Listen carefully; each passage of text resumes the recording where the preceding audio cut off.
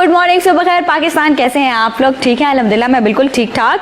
आज हमारे साथ सबसे पहले होंगे डॉक्टर रिजवान होंगे और हम बात करेंगे आज बहुत सारे ऐसे लोगों की बात है जो हमेशा हमें कहते हैं कि आप हमारे लिए बात नहीं करती। वो फीमेल वो बल्कि हम कहेंगे जोड़ा जिनके यहाँ औलाद की कमी है। इनफर्टिलिटी पे आज हमने बात करनी है जी कि अगर आप पे औलाद की कमी है या नहीं है तो टेंशन ना लें, हम आपको रास्ते और वेव्स बताएंगे, वे बताएंगे क्या होते हैं। सबसे पहले डॉक्टर रिजवान की तरफ जाएंगे। अस्सलाम वालेकुम सर, वेलकम, कैसे हैं आप? बहुत अच्छा है, well thank you so much, thank you for having me here. Welcome sir, बहुत शुक्रिया आप तशरीफ लाए, हमें भी खुशी है। और बेसिकली डॉक्टर साहब का ताल्लुक जो है वो यूएसए से है और वहीं होते हैं टेक्सास में, और आज हमने इनको दावत दी तो इसलिए ये आ गए और हमारे लिए बड़ी खुशी की बात है। अब जब जब पाकिस्तान आएंगे हम तब तब आपको इनवाइट करेंगे। Privilege to be with you. और बहुत पाकिस्तान मेरा मुल्क है, यहाँ पे हसन दासिया बेसिकली अब्दालियन बाय जो स्पिरिट्स, तो उसके बाद so enjoy coming here. Okay sir, आप कब गए थे पाकिस्तान से? टाइम पीरियड याद है? हाँ जी, नहीं इंशाल्लाह पाकिस्तान से पहले हसन से मैंने अपनी एफएससी की, उसके बाद चला गया था। सो 1985, so quite a few years, just quite 85. Most of the birth of most of the people, right? Well, before a lot of young people were born. मतलब मैं नहीं थी 85 में, इसलिए। लेकिन वहाँ पे I've spent a lot of my life in education. वहाँ पे जाके मैंने पहले अपनी did electrical engineering, medical school, further training. Okay. वहाँ पे I've had been a physician, और वहाँ पे भी फर्टिलिटी सेंटर जहाँ पे हम we are able to provide the most just cutting edge techniques to local, वहाँ पे जो ह्यूस्टन और वेस्ट टेक्सास हमारे ऑफिसेज हैं। तो उसके साथ फिर वहाँ पे काफ़ी अच्छा काम किया। और फिर ये है कि यहाँ पे फिर मेरे वालिद हैं, उनकी एक थी ख्वाहिश थी कि हम पाकिस्तान में भी करें, और वालदा की कि we want to bring that talent जो हमने सारा किया है, invested in all this thing, we want to provide that here in Pakistan, और यहाँ पे पाकिस्तान में we want to have that presence। तो उसके came here पाकिस्तान से मोहब्बत तो है ना, चाहे आप कहीं भी रहते हो आप, क्योंकि आपकी बर्थ पाकिस्तान की है, सो मोहब्बत रहती है, अपनी मिट्टी से मोहब्बत कभी खत्म नहीं होती। हाँ जी, नहीं, plus the people, I think the people are very sweet यहाँ के, रियली इट इज। और I think the other thing is के there is so much need.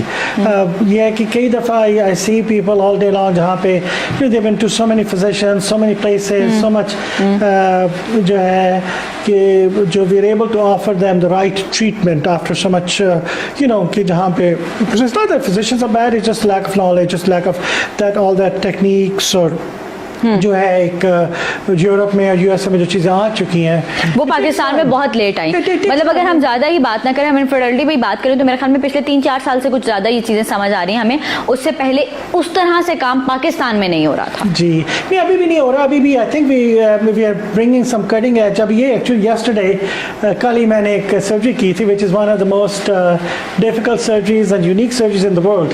तो वही हमने यहाँ पे की, अपनी एक हमारे पास आई थी शिफा से रेफरल, जिसमें एक खातून है जिसके 5 मिसकैरेजेस, प्रेग्नेंट होती थी, उनके मिसकैरेज हो जाता था, प्रेग्नेंट मिसकैरेज। सो उनकी ये कि बच्चे जो है यूट्रस है बच्चेदानी, उसकी there is a curtain, there is division in the middle, septum कहलाती है। तो उसको फिर करना, काटने से technically very challenging surgery. So US में we do it, like we still over there also we are very few people who do it. Okay. तो उसमें ये पाकिस्तान में I think we have only facility one. और मेरे ख्याल में ये मैंने पहला केस सुना है जो आपने किया है, वरना मोस्टली खवातीन के साथ ऐसा ही होता है, कह देते हैं जी आप पे किसी ने कुछ किया हुआ है या कोई प्रॉब्लम हो गई है, जाके अपने जो है वो इलाज करा ले और तवीज़ धागों की तरफ उन्हें भेज देते हैं। ये नहीं सोचते कि बेसिकली टेक्निकल इशू भी हो सकता है किसी के अंदर। ठीक है, ये बड़ी। और ये मेरे नहीं ख्याल में कि पाकिस्तान में मैंने ऐसा कोई केस सुना है जो आपने कल ट्रीटमेंट दिया है। पाकिस्तान में ऐसा कोई ट्रीटमेंट नहीं हुआ अभी तक। अच्छा, नहीं, इसमें यह कि we able to bring all those facilities जो हम यूएसए में कर रहे हैं। तो what I do is I bring all that equipment and all the supplies from United States, खरीद के I bring it with me. Okay, फिर वो उसका that's part of the problem कि ये नहीं है कि फिजिशियंस और we don't have the talent in the brain, the problem is we don't have the facilities and the new equipment, new tools. Okay, तो वो मुझे एडवांटेज है कि since I use them there, तो वहां से फिर I am able to bring those to Pakistan with me. It's easy way basically. Basically. हाँ जी, ओके तो डॉक्टर साहब कुछ सवाल आपसे हम कर लेते हैं कि मैंने जैसे आपको बताया कि अगर हम इस्लामाबाद की पाकिस्तान के रेशो की बात करें तो मेरे ख्याल में 50 to 52% लोगों में ऐसा है कि इनफर्टिलिटी का शिकार है किसी ना किसी तरह से। बेसिकली होता क्या है ये? हाँ जी, उसमें होता ही है कि बांझपन जो उर्दू में कराता है इनफर्टिलिटी, उसमें ये कि when जब एक कपल की शादी होती है उसमें जनरली अगर if they live together at one place तो उनमें यह है कि एक साल में 85% कपल्स की आगे औलाद हो जानी चाहिए। तो उसमें अच्छा, अगर नहीं होती 1 year, ठीक। so 85%, so that means कि 15% couples होंगे जिनकी नहीं होगी औलाद। ठीक है। So that by definition is infertility. So Okay. it doesn't mean कि you have a disease or you have a problem or my God that 1 year mark is so crucial. लेकिन ये होता है कि that we have as on international level we have created guidelines कि उस वक्त it's worthwhile looking into that issue. सही। उसमें it may mean कि simply है कि हम reassurance may be the right thing, next thing. Okay. It may be क्या आप आपका मेडिसिन दे दें, कोई दवाई दे दें, pills. It may mean कि एक सिंपल सा इलाज लगे, intrauterine insemination, इंजेक्शंस लगाएं। लेकिन उसके बाद जब होता है कि वो simple Clomid type Clomid is one of the medicines और इंजेक्शंस होते हैं फर्टिलिटी के। So it may be as simple as that. लेकिन उसके बाद जो जब इनिशियल ट्रीटमेंट से good about 50-60% people will get helped. तो वो नहीं होता जिनका जो रह जाते हैं, जिनके उससे इलाज से नहीं होती ट्रीटमेंट, उसमें फिर आ जाता है कि they get referred to our center. तो फिर वहाँ पे यह है कि वी would look into the causes and reasons. Okay, और कॉजेज क्या होते हैं? इसके causes जो है वो they're both female and male. So female causes being कि जो ख़वातीन में है पॉलीसिस्टिक ओवेरियन सिंड्रोम बहुत कॉमन है हमारे जो है जेनेटिक्स मेकअप में, और फिर खुराक की वजह से पॉलीसिस्टिक ओवेरियन सिंड्रोम जी। Okay. तो व्हाट दैट मींस इज कि जस्ट कि आपके एग्स हैं लेकिन they not getting mature and released, so उसमें फिर आगे उसमें उनकी औलाद नहीं होती। उसके अलावा एंडोमेट्रियोसिस में है, कॉमन है हमारी, कि जो उसकी वजह से एडहेशंस आ जाते हैं और काफ़ी उसमें हो जाता है, तो आगे उनकी ख़वातीन के नहीं होते। ट्यूबल फलोपियन ट्यूब्स हैं वो ब्लॉक हो जाती हैं, यूट्रस में डिफेक्ट्स हैं। अच्छा, जो फ्लोपियन ट्यूब्स ब्लॉक होती हैं उनको खोलने का तरीक़ाकार कोई होता है?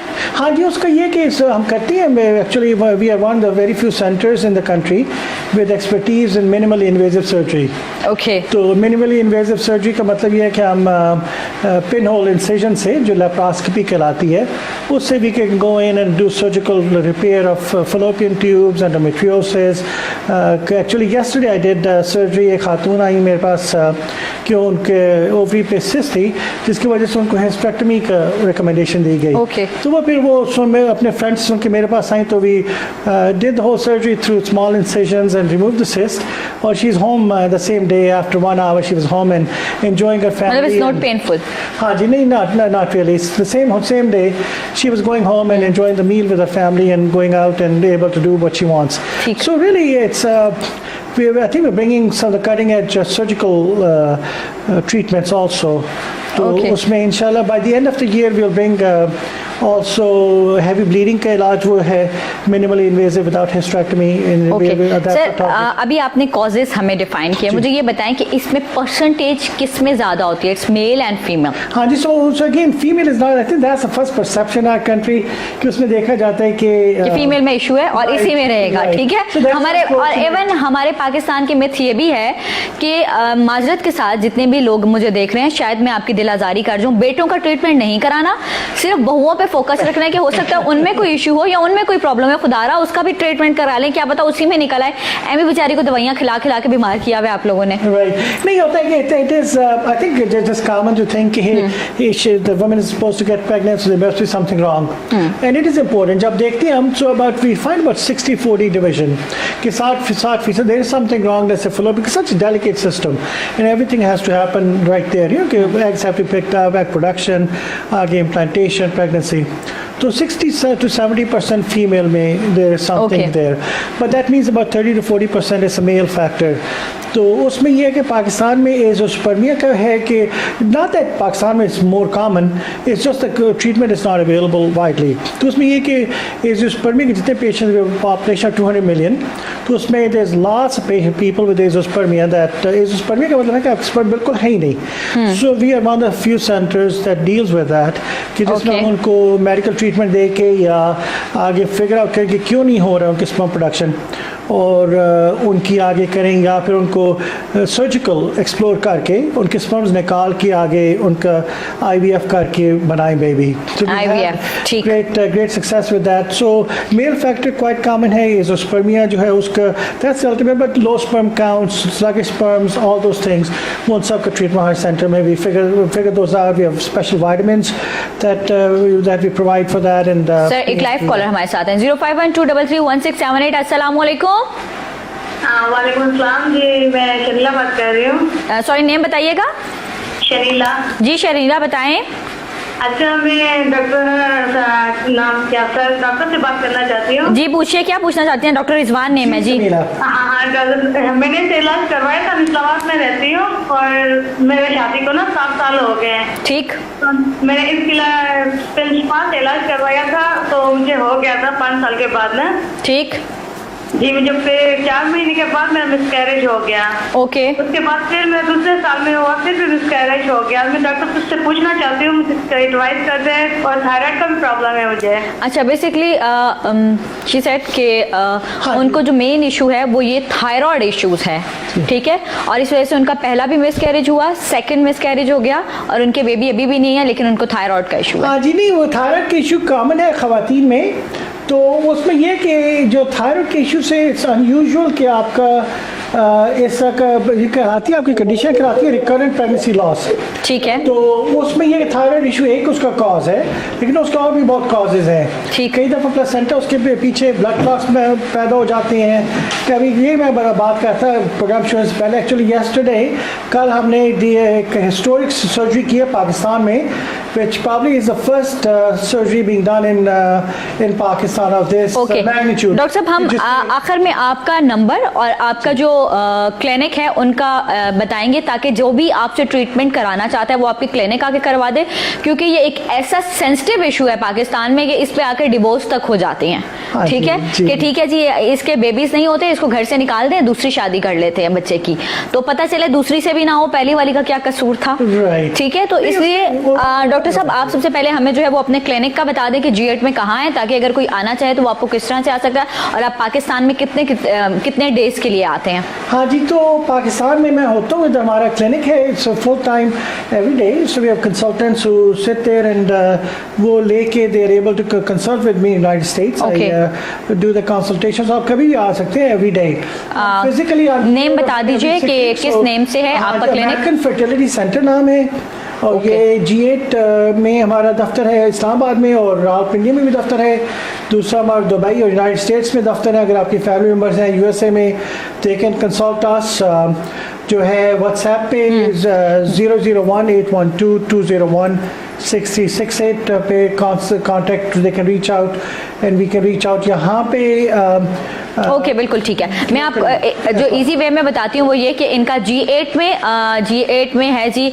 आप वहाँ पर जाकर जो है वो कांटेक्ट करें. अमेरिकन फर्टिलिटी सेंटर है, वहाँ चले जाएं. US में है, दुबई में है. उसके लिए आपको इजी हो जाएगा जाना और आप जो है वो इजीली जाकर अपना ट्रीटमेंट ले सकते हैं. और ये तमाम लोग जितने भी देख रहे हैं जो हमें कॉल नहीं कर सकते हैं सिर्फ इसलिए कि उन्हें शर्म आ रही है, तो प्लीज़ आप डॉक्टर्स के पास जाएं, अपना ट्रीटमेंट कराएं, हमें कॉल मत करें. लेकिन हमने आपको रास्ता बता दिया कि कौन सा रास्ता है जहां जाकर आप डॉक्टर से बात कर सकते हैं. हाँ, आपको क्योंकि कुछ चीज़ें बहुत एक्सपेंसिव होती हैं तो उन पे हम इस तरह से कम करवा सकते हैं कि आप ये कह देंगे कि हम जो है वो फला मतलब कि टीवी के रेफरेंस से आए हैं तो उसमें थोड़ा सा डिस्काउंट चार्ज दे दीजिएगा. ठीक है जी, ये मैंने आपके लिए आसानी करवा दी है. जितने भी लोग देख रहे हैं वो बता दीजिएगा कि टीवी हमने देखा था, हम उस रेफरेंस से आए हैं, तो आपके लिए थोड़े से जो है वो डिस्काउंट चार्जेस हो जाएंगे. अच्छा डॉक्टर साहब एक इतनी सारी जहाँ मैंने आपसे बातें पूछी वहाँ एक बात और बहुत जरूरी है, अनएक्सप्लेन इनफर्टिलिटी क्या है बेसिकली? हाँ जी, नहीं उस पर आई वांट ताकि just to complete that answer. So जो है रिकरेंट प्रेगनेंसी लॉस की ट्रीटमेंट थायराइड है, काफ़ी दफ़ा सर्जिकल प्रॉब्लम है कि उसमें कोई आपका यूट्रस ठीक नहीं है या कोई सर्जिकल डिफेक्ट है, एक फिजिकल डिफेक्ट है जो बच्चे को ठहर नहीं दे रहा। सो उसको एवेल्यूएट करना और ट्रीट करना बहुत ज़रूरी है बिफोर कि इससे पहले आप अगली प्रेगनेंसी की तरफ जाएँ। तो make sure you get a good evaluation, अच्छा treatment before you move forward. तो अनएक्सप्लेन इनफर्टिलिटी ये होता है कि फर्टिलिटी में मैं कहा कि 40% मेल फैक्टर है कि उसमें स्पर्म काउंट ठीक नहीं है, स्पर्म मोटिलिटी नहीं है, कॉन्सेंट्रेशन कम है, उसका हम इलाज करें। उसके बाद फीमेल की साइड पे एंडोमेट्रियोसिस, पॉलीसिस्टिक ओवेरियन सिंड्रोम, और जो है हम ढूंढते हैं कॉज क्या है, ट्यूब्स ख़राब हैं, यूट्रस नहीं है, ये ovaries failure, pre mature ovarian failure बहुत कॉमन है। मेरे पास एक बच्ची आई है यूके से 22 साल की जिसके एग्स आर वेरी लिमिटेड। उनके फिर अभी go into what we call IVF banking, कि जो हम एग्स लेके एम्ब्रियोस बनाकर बैंक करते हैं ताकि we can really preserve the fertility of that young lady. तो उसमें वो है, तो जब हमें कुछ भी कई आते हैं कपल जिसमें ठीक है, स्पर्म्स भी ठीक है, एग्स भी ठीक है और ट्यूब्स भी ठीक है, so those are now called unexplained, we don't have a specific cause लेकिन उनका इनफर्टिलिटी है। तो उसमें फिर we call that unexplained infertility. उसमें कई वो it's not really unexplained, it's always saying कि नथिंग बिग और ग्रोस।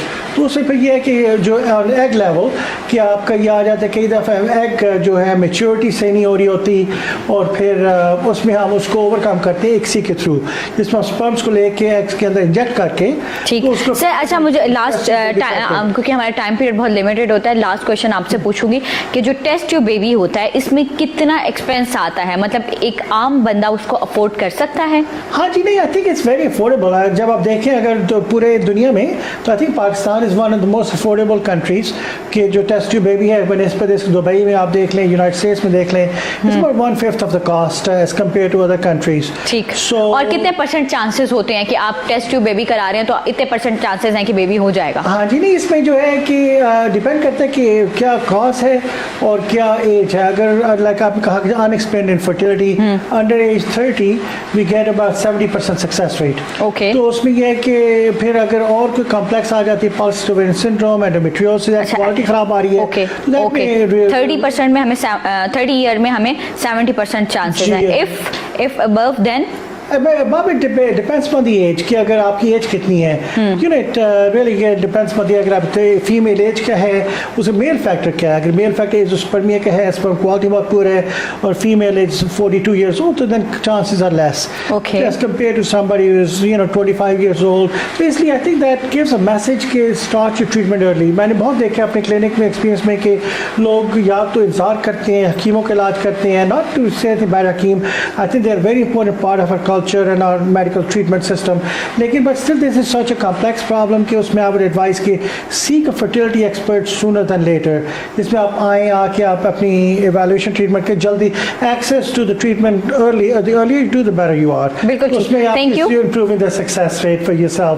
और the other two things that I would like to emphasize is kind of bringing to Pakistan is जो है family balancing, जो gender selection है वो is available। जो कई हैं couples जिनमें उनके 4 बेटे हैं, they want a beautiful baby girl to put a bow, so we do that, and or a lot of people have their 4 or 5 girls, they want a boy, तो उसमें that's also offered through our center through some process called PGD। बिल्कुल ठीक, thank you doctor साहब, बहुत शुक्रिया, आप तशरीफ लाए, बहुत अच्छा लगा। इंशाल्लाह आपके जाने से पहले हम एक दफ़ा फिर आपको प्रोग्राम में इन्वाइट कर लेंगे ताकि हम इस पर मजीद जो है बात कर सकें और जितने पाकिस्तानियों के ये मसाइल हैं एटलीस्ट उनका हल हो जाए। थैंक यू, बहुत शुक्रिया, थैंक यू।